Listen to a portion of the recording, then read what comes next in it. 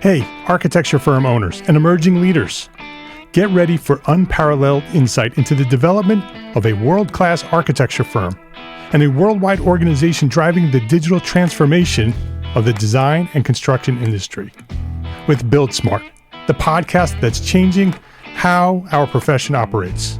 We share the incredible stories behind innovation in the building industry with my friend and co-host, Patrick McLeamy, FAIA, former CEO of the international architecture firm, HOK. You know, Yamasaki's office or firm lasted during his lifetime. And when he passed away, I think that was the end of the Yamasaki office. Helmut did not want that. He wanted a firm that would live out and grow beyond the founders. In Season 1, discover the untold stories behind HOK's meteoric rise, from 150 employees in St. Louis to a powerhouse with over 1,900 staff members and 27 offices worldwide. You know, they weren't as polite as the Kojima people. That was just boom. And anytime you have a creditor, whether it's Kojima or the bank, that wants their money, unless you can raise money someplace else, you are out of business. Bankrupt. And hold on tight for Season 2, where Patrick takes us on a new adventure as chairman of Building Smart International, shaping the future of digital transformation in the design, construction, and operation of built assets. Ian Howell, Ken Harold, and I, Ken was my technical representative from HOK. The three of us took a tour of Europe of 5 cities in 5 days. Very busy time. Simply follow the link in the show notes to subscribe to Build Smart now and uncover lessons that will transform you and your architecture firm.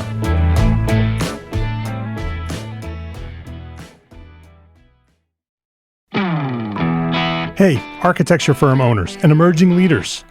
Get ready for unparalleled insight into the development of a world-class architecture firm and a worldwide organization driving the digital transformation of the design and construction industry.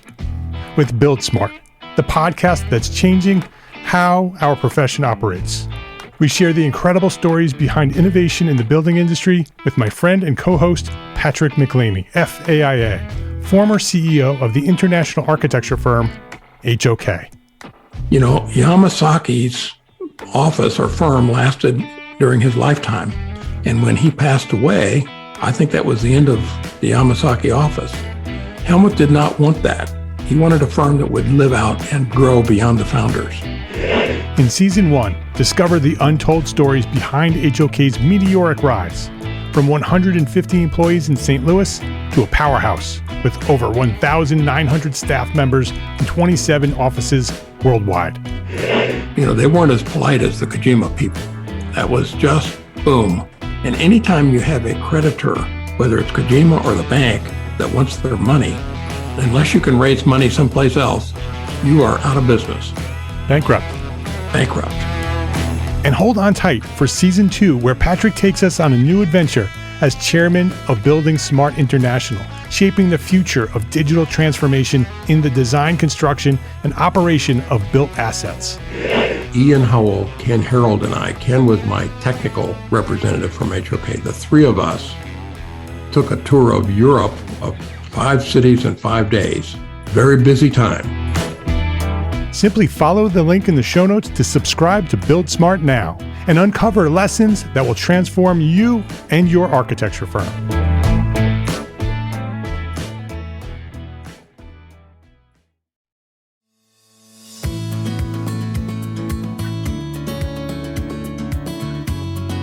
My name is Mark R. LePage, and you are listening to Entre Architect Podcast, where each week I speak with inspiring, passionate people who share their knowledge and expertise, all to help you build a better business as a small firm entrepreneur architect. Today, we're joined by a true visionary. Based in New York, he's a premier landscape designer known for transforming everyday outdoor spaces into spectacular sanctuaries. From starting with a single wheelbarrow to becoming a celebrated authority in landscape design, his journey is a testament to what relentless dedication and a deep understanding of a client's vision can achieve. Steve Griggs, welcome to Entre Architect Podcast. Mark, pleasure to be here. It's great to have you here. We were talking before we hit record here, and we've worked in the same area for a long time. I was for 20 plus years upstate above New York City, Westchester County, Rockland County, all along the Hudson River. That's your hood there. So I'm excited about this conversation. Yeah, bring back some memories for you, huh? For sure. Yes, for sure. And the clients you're working with are similar clients to the ones I was working with. So that's what I really want to focus our conversation on today are those clients and how you keep those clients happy.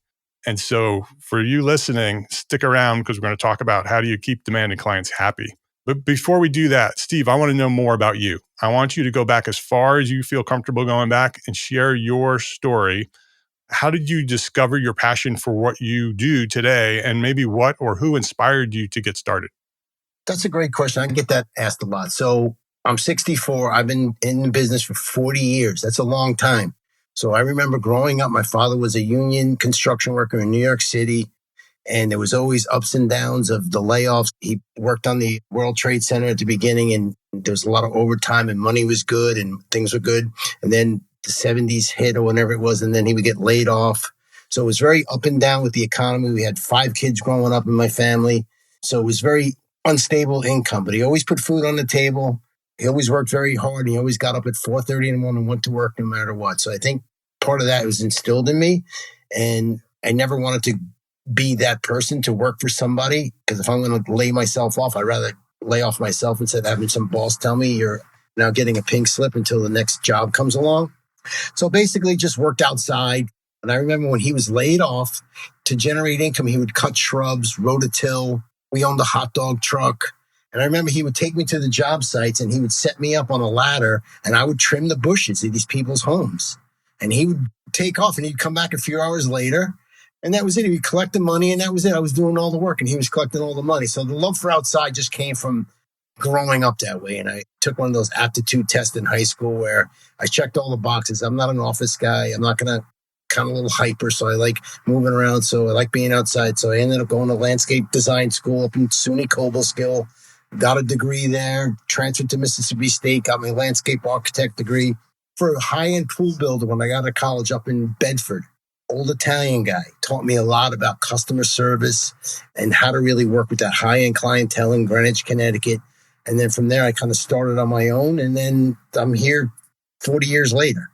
And that's what we're doing. Still doing it. Yeah, still doing it. It sounds like your dad had a lot of influence on you, not only in sort of introducing you to landscapes and design, but also the power of hard work, getting in there and doing the job and getting the job done and making sure the client's happy. And does that sound like a big influence? Looking back on it now, if I had to do it over again, I would have done things a little differently from a more of a managerial standpoint and building the teams and becoming more of a leader instead of, getting in the dirt and getting the trenches. I still get in the trenches today. But if I had to do it again, I would be a little more oversight and learn more. Like podcasts like this, you can learn more. We didn't have podcasts back then. So basically had to put in a full day's work. If you didn't come home dirty, I felt like I didn't have a productive day, right? So that's just always brought up in me. I still get yelled at for bringing home the muddy boots, by the way. She yells at me all the time. Yeah. So what would you say has been the biggest factor in your success? I mean, you look at the work that you're doing at stevegrigsdesign.com and it's, top end, high end, world premiere landscape architecture for high end residential houses. How do you build a successful company like that from scratch? I got a lot of people reaching out to me and say, oh, how do you get the big jobs? How do you get the big jobs? Well, you got to start with the small jobs, right? I pulled weeds. I cut grass. I kind of planted flowers. It wasn't just all of a sudden you become this designer. You just build it up, right? Over time, they refer you and they move to bigger homes and they bring you with me. So it's always, I've done clients where I'm on their 3rd or 4th house by now, right? The kids growing up, they're married, they have kids, right? And bigger's not always better. Like those bigger jobs, don't always equal bigger profits, right? They're more risk, for sure. Yeah, and more demanding clients, for sure. That comes with the territory. Right. When you're dealing with clients that have the budgets and the funding to do the projects that you're doing, in order to achieve the success that they've achieved, in order to have money like that, they are very motivated and very particular and very demanding people. And so at times they're difficult to work with. And so what's your process for collaborating with your clients in order to keep them happy along the way? A lot of my clients are business owners, finance people, doctors. Their time is very limited. They all speak the same language. They don't want excuses. They don't want to be taken for a ride. They want to be told the truth. I mean, really, that is the formula. I heard one of your podcasts a while ago. Great guy, by the way, Win Whitman. Shout out to Win. Yes. He told me about the bakery. I mean, it was revolutionary. The thing that he said, something about the bakery. You wouldn't go to a hardware store and ask for a loaf of bread. Like, I'll never forget. I heard that on your podcast. And I've changed the way we've done business since then because we're not for everybody. And I try to be everybody for everybody, but you're not, right? And then it's okay to say no. You've been doing this a while, you get a reputation, and you can say no to those clients that are going to be the red flags, as you call them, right? But I like the clients that can make decisions, are busy people. You say what you're going to do when you say you're going to do it, and there's no excuses. You just get the job done. That's just from growing up and working in New York City. Working in New York City, there's no time for excuses. They don't want to hear about your dog or your cat or your girlfriend. They just want the job done, and they'll pay you to get the job done.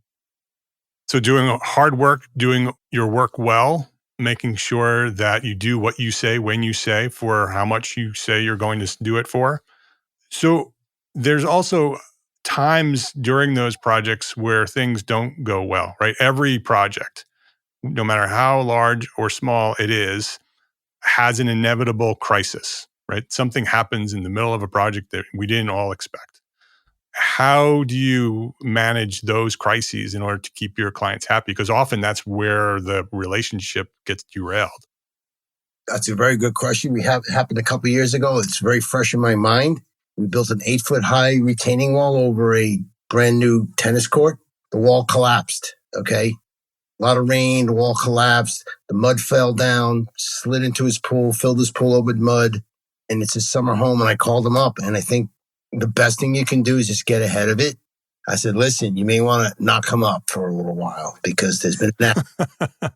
Right? So we drained the pool, cleaned the pool, got a tanker truck in there, filled the pool up, cleaned it all up, had to go through insurance and all that. It was a mess. But I think when you have a crisis, like anything that comes up, you need to hit it head on.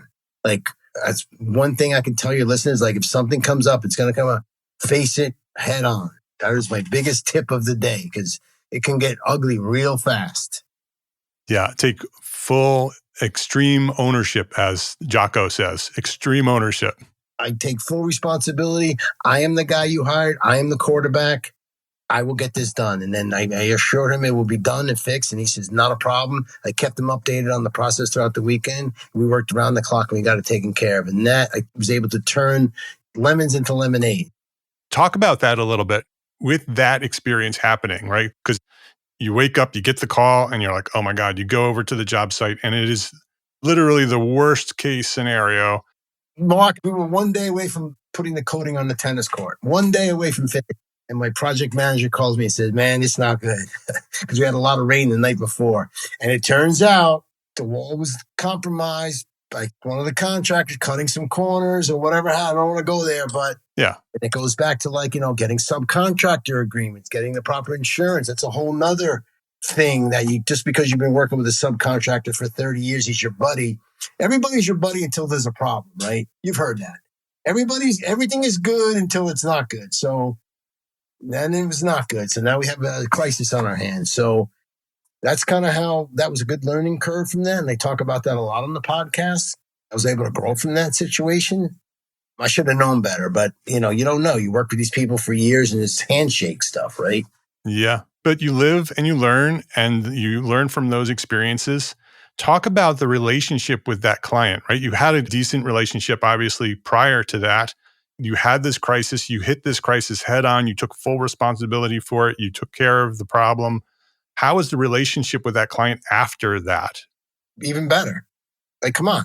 How can it not be? I could have just basically put my hands up and said, sorry, you have to go through insurance. I'm going to ruin your summer. You can't get it done. But we turned that thing around and got it cleaned up in a week, and we built the whole wall. And okay, so it took him an extra 3 or 4 weeks out of his summer, but he didn't have to deal with attorneys and lawsuits and all. It just got handled. That's why you need to charge the right amount of money for your projects in case something goes wrong. Don't hire the cheapest guy. You want to get the guy. You want to hire the guy that if something goes wrong, he can stand behind it and can fund the fix up until the insurance is worked out, right? Cost me $100,000. Yeah. For architects who are listening, right? Architects also have those times in your process where you have a crisis. What you said, Steve, about making sure you're charging enough to be able to handle those situations. You have to make sure that your fee is at a level that when you have that inevitable crisis, which you will, because face it, we all have those crises in the middle of projects, that you can just handle it. And you literally become a superhero when you do that, right? When there's a problem and you just say, don't worry about it, I will take care of it, right? And instant credibility, instant trust, right? The trust level goes through the roof when you do that, which goes back to what you said earlier, Steve, that you've worked on projects for second projects, third projects for the same clients, for their children, for their friends. How much of those referrals are coming from the trust that you've built through those relationships? All of them. They wouldn't refer me to their kids or their parents' house if I wasn't the guy, right? Even though you do nice work and everybody can do a nice garden and all, it's the guy that can execute the project. I really believe that. There's a lot of talented designers out there, but can you execute on the job? Nobody just wants to be handed a nice set of plans. Like even with a regular house architect, are you going to be there to walk them through the entire process? Your job is to get them from A to Z. They don't want to have a nice set of plans that they can hang on the wall. They want you to build them a nice home where they can live in. And your job is to execute that project. That's my take on it, right? Talk about your process a little bit. The work that you do is beautiful. What is the process that you go through to be able to achieve the designs that not only are beautiful, but are also responding to what the clients are looking for? Your typical site meeting, and I bring it, I still use spray paint. Like I still use my orange or white spray paint, and I spray paint out the pool, and I get them to kind of like visualize themselves in their backyard. And I listen a lot, what their needs are, why they want to build the space. Then we let them go through their Pinterest pictures and all their little things that they Google. Then I give them the cold reality, right? Like, why this is not going to work. Like, you want this beautiful garden, but you don't want to do maintenance. All those gardens you see have full-time gardeners. So they start coming down to reality. I'm not afraid to tell them the truth, right? We're from New York. We tell them the truth. I can get you that project, but it's going to be excruciating expensive, right? And then they kind of it wakes them up a little bit, shocks them a little bit. And then we try to eventually, come to the vision that they want to have where everybody's on the same page.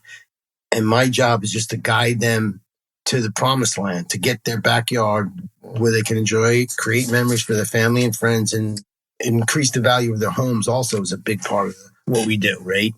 So it's all kind of relative of how it all ties in with the cost of the home and the property and the neighborhood. It's like you don't want to have your house is worth $500,000. You don't want to have a $4 million backyard, right? So it's kind of all being in conjunction with tying everything in, maximizing the property value. Because in New York area, properties are sometimes small, so you want to maximize every square inch of that property to its best and highest value. So that's part of that conversation, not only about the project, but the investment.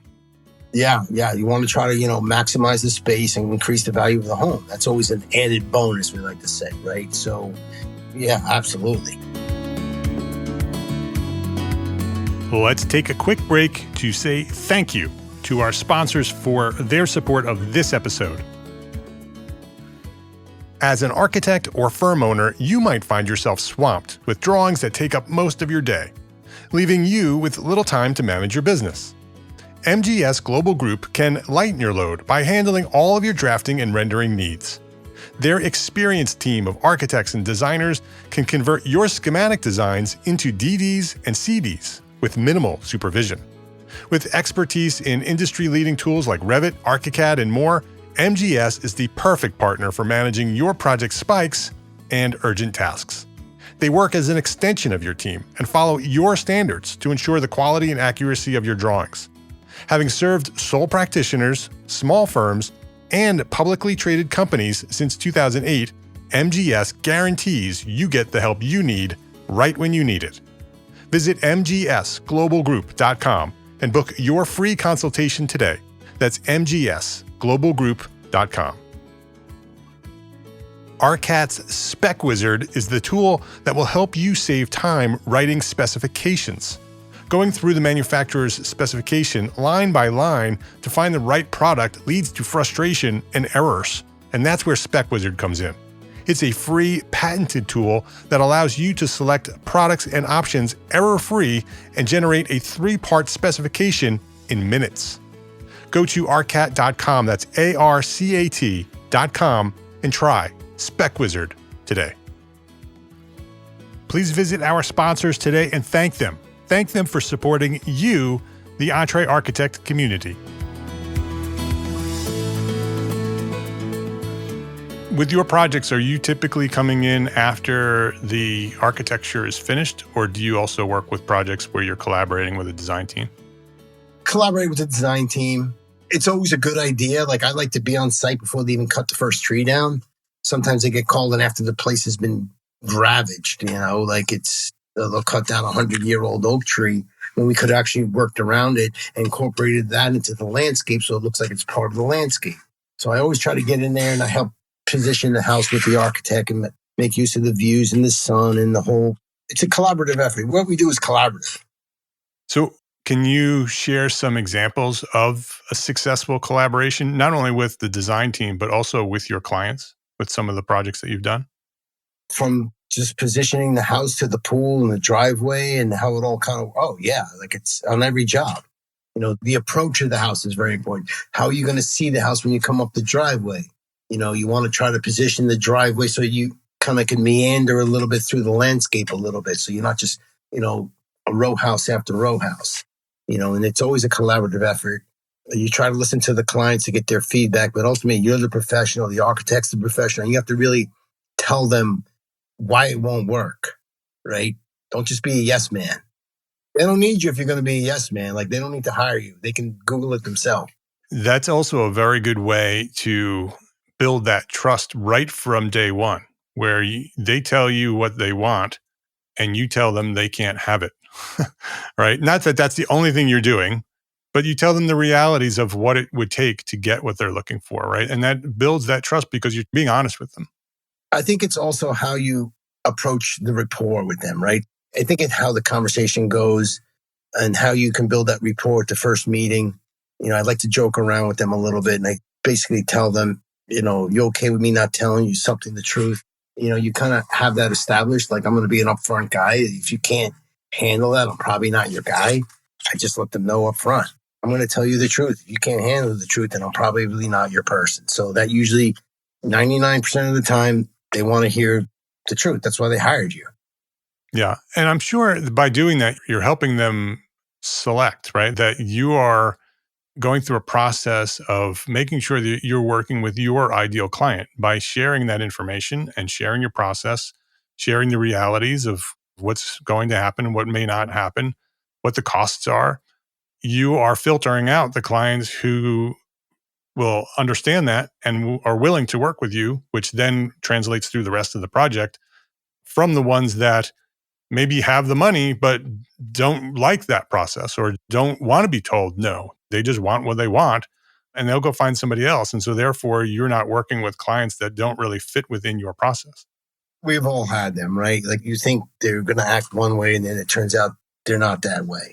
We've all had bad jobs too that, you think are going to go one way and go the other, but it's just all part of the process, right? After 40 years, I've had it my share of, we've all had them, right? It's just wanted to end. Some of the ones you think are going to be tough or not. Some of the ones that are so-called, part-time interior designers want to have their input. The weekend warrior husband wants to have his input. I mean, it just doesn't end. I want to pull it back to your business. You talked about how you grew the business from a wheelbarrow to what you're doing today. And working with the Italian pool guy in Bedford.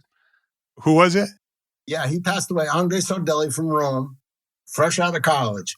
Yeah. And he would sell pools for $1,000,000, man, in Greenwich area. And just like, he would bring the homemade Italian wine, just talk to the wife in Italian, just had the whole vibe. You know what I'm saying? Like, he would break out the spray paint and spray the pool in the backyard. And yeah, I learned a lot. That's what it sounds like. And not that you've sort of replicated what he's done, right? You're not from Rome, but you've learned the lesson that be who you are and provide the services that you are providing. He would always say he would get it done, and he'd get it done. Like, he would get it done when he said he was going to bring 20, 30 guys and just get it done. Like, nobody wants you in their backyard all summer. They want you in and out. So you have to man the job properly, make sure you have your trade partners lined up, come up with a job schedule, and let the client know, hey, we plan on being done by X. Okay, you have a little leeway for weather and all, but like, come on, be professional. They build skyscrapers in New York and they can get it down to within 2 weeks. Right? So you're not building a skyscraper, you're building a little backyard. So don't tell the story, get it done. They built the Empire State Building in 1 year. Yeah, like, it's like, come on, like, you're building a little backyard. You're not building a skyscraper in Manhattan. So what does your marketing process look like? Is it all referrals, or are you doing, well, obviously you do podcasts. So talk about your marketing. It's been, learning curve for me. We're doing a lot of podcasting now. Like, we wrote a best-selling landscaping book. That's helped a lot too, right? We're doing the Instagram, and it's just all new to me, and it gets very frustrating for me because I get overwhelmed by it, and it just becomes, I don't really know the language a lot, and I don't really have time to learn all the algorithms. Also, I trust in outside people to kind of like guide me in the right way. So I still learn every day, and I try to learn as much as I can about it. But the Instagram has helped a lot. We've grown that a little bit, but it's really the referrals. You can spend all you want on Google ads and all that, but man, word of mouth and referrals is everything. Yeah, doing the job well and making sure that when you're finished with the project, that client's happy. You can do $1 million backyard, right? And then if you lost a $25 azalea that you were supposed to replace that you didn't replace, I'm telling you, your name is trash. You could burn the whole relationship. Yeah. Burn the whole relationship. You said you were going to come replace that dead azalea. You didn't do it. So I've seen it happen where guys just, $25 azalea, they didn't come back to replace, and they thought it was beneath them, and they basically lost the account because of it, right? So it's those little details that really carry a lot of weight with the clients that mean a lot to them. It may not mean a lot to you, but it means a lot to them. Yeah, and sometimes you don't know, right? So making sure that your policy is that you follow up and do what you say you're going to do, right? That's part of the culture of your firm, is that you do what you say you're going to do. That's it. I guess that was just being grown up in a household where the father was a construction guy. That's it. That was the motto, right? Yeah. That's interesting because that does differentiate you, right? It comes natural to you because it's who you are, but not every contractor does that. And many contractors don't, right? They don't do what they say they're going to do. And some of them actually have business models where they tell you one thing and then they get into the job and they're nickel and diming you on everything because that's their model, right? Is come in low and then hit you with as many change orders as possible. By working the way you work, by saying, here's what it costs, here's what's going to happen, you build that strong relationship. I've taken money out of my pocket a lot. I take it for granted, but we work with a branding person, and she said, that's really your superpower, I guess. But where I just think it's just natural. Like, why wouldn't you say you're going to do what you're going to say? But you're right. A lot of people don't do that.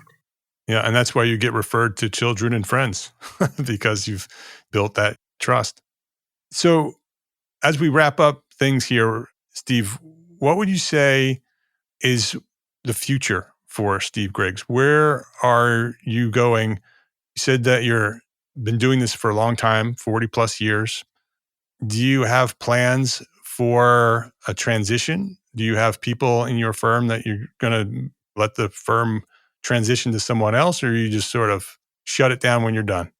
We're just getting started, Mark. You know what I'm saying? Like, I feel 18. Yeah. This is what I do. This is all I know. I don't fix cars. I don't paint. I create backyards, right? So I'm not a golfer. I kind of like it.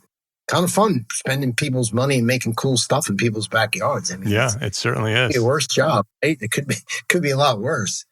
The goal is to kind of like keep expanding, getting the name out there like we've been doing with the Instagram and all. I see how it's growing. We hooked up with people from, oh my gosh, Australia, Netherlands. Like, it's been amazing, the interconnection on this podcasting stuff, how you can really expand out. And I'd like to collaborate with some of these people, like, in other parts of the world and other parts of the country to kind of do some of that stuff. Get the model set up where I can easily do projects anywhere we want to go, right? That's what I like to see next. Yeah. So we have thousands of architects listening to us. Most of them are business owners. What would you say is one thing that a small firm architect can do today to build a better business for tomorrow? Just keep your fingers on the pulse. Like, execute the project. Don't just design the job and hand it off. They don't want a pretty picture. They want you to design them as something they can live in and create memories for. So hold their hand through the whole process. Try to get involved in the construction end of it. People don't like to they don't want to be the project manager. Take responsibility of the project, right? You designed it. You're the guy. Like, you have to be the guy. I even heard on another one of your podcasts, like, nobody wants to hear, oh, it's not my problem, it's the contractor's fault. Like, you're the designer, you created the vision, make sure you see that vision through. That's one thing I would tell any of your architects out there. Take responsibility and just get the job done. Be the guy or the girl or whatever, right? His name is Steve Griggs. Steve Griggs Design is the name of the firm. You can learn more about Steve and see all his amazing work at stevegrigsdesign.com. Check him out at Instagram as well. Go subscribe, go follow him on Instagram, Steve Griggs Design and Instagram. Steve, thank you for the work that you're doing and sharing your knowledge here today at Entre Architect Podcast. Mark, you're doing a great job with your community. I really love it, and good luck with everything. Thank you for having me. Thank you, Steve. I appreciate that. It's good to have you here.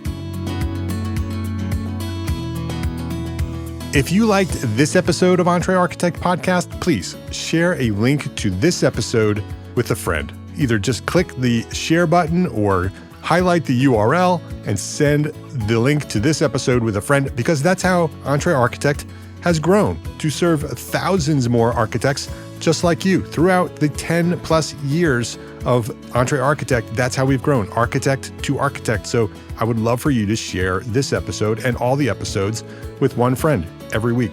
We'd love that.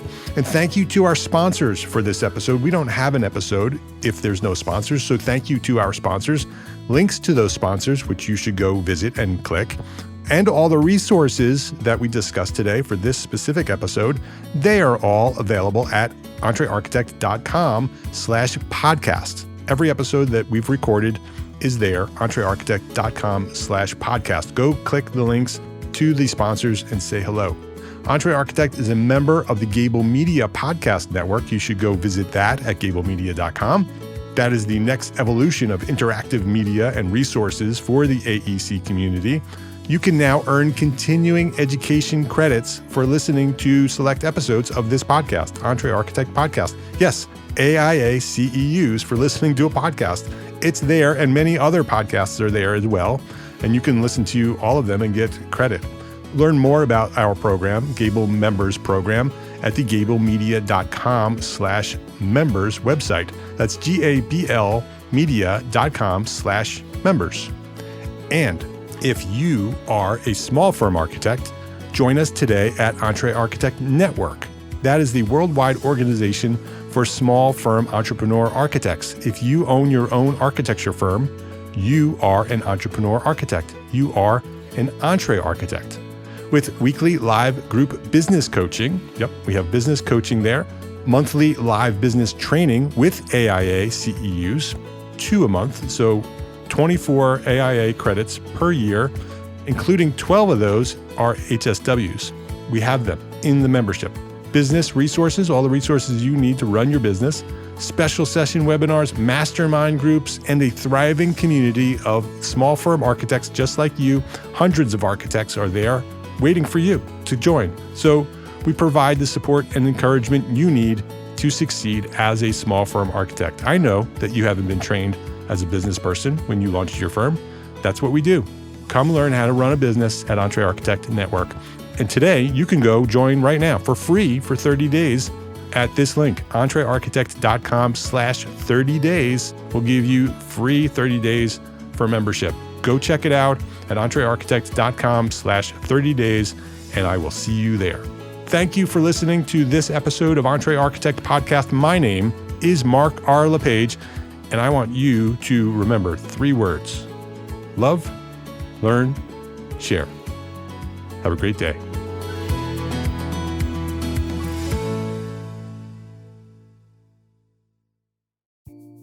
Imagine earning continuing education credits while doing exactly what you're doing right now. Well, you can. Gable Media has revolutionized the way you earn your continuing education credits with a groundbreaking approach. Forget running around town and scouring the internet for credit-worthy courses. Fulfill your CE requirements effortlessly by listening to engaging podcasts just like the one you're listening to now. Our podcasts are designed to educate, entertain, and inspire, all in a user-friendly environment. But wait, there's more. Architects, Gable Media is also approved as an AIA continuing education services provider. Upon completion, we handle everything, from reporting your hours directly to the AIA to storing your certificates in your personal Gable Media profile for your self-reporting needs. So follow the link in the show notes and start earning your credits in the most innovative and entertaining way possible with Gable Media. Attention architects and creative minds, get ready to supercharge your brand with Build Your Brand, the podcast that's unlocking the secrets of branding success for creatives. Hey there, it's Mark R. LePage, founder of Entre Architect, and I'm inviting you to join my friend, architect marketing expert Jeff Eccles at Build Your Brand podcast, where he explores the captivating stories of the world's top brands and transforms their lessons into powerful moves for small firm architects and creatives like you. In Season 1, Jeff shares the thrilling tale of Southwest Airlines, where he dissects their journey to the summit and distills it into strategies tailor-made for you. It's important to keep in mind that companies like Southwest compete in the real world, just like you, and face real-world challenges, just like you.